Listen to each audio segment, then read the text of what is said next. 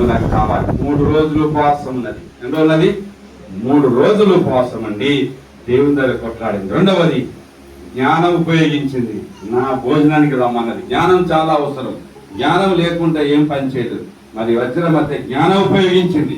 డబ్బుల లెక్క ఆమెదే, భూముల లెక్క ఆమెదే, ఆస్తుల లెక్క ఆమెదే. ఏ కొడుకుని ఏ విధంగా అభివృద్ధి చేయాలి, ఏ కొడుకు ఏ బుద్ధి చెప్పాలి, ఏ పాస్టర్కి ఏం దశమ ఇవ్వాలి, ఏ పాస్టర్ ఏమైనా లవ్ చేయాలి, అది జ్ఞానం.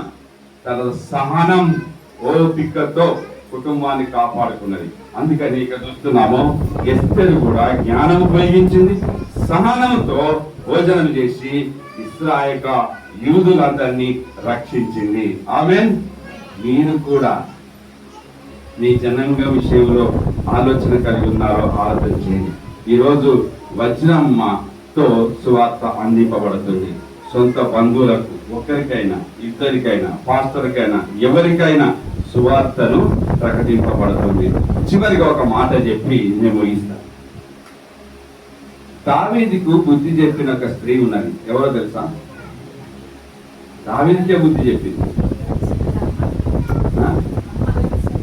అమ్మ. ఇంకా రిస్పా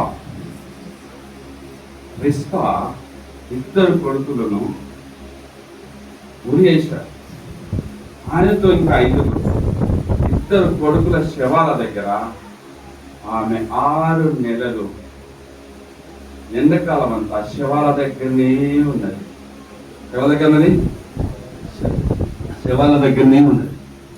అక్కడ ఈ వార్త విని దావీదు వెళ్ళి వారి సమాధి చేసి సౌలు ఎముకలను, నాతాను ఎముకలను తెచ్చి అప్పుడు సమాధి చేశాడు.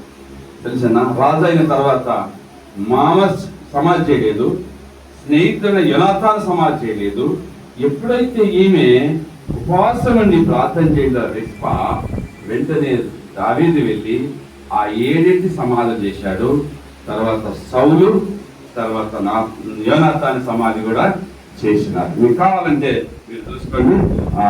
2వ సమూయేలు గ్రంథంలో 21వ అధ్యాయము, 21వ అధ్యాయంలో చూస్తున్నాం. 11వ వచనం చదవండి. ఎందుకంటే ఈ 21వ అధ్యాయం చదివితే మీకు 11వ వచనం 11వ వచనం 11, 12 రెండవ వచనం చదివి ముగిస్తాను.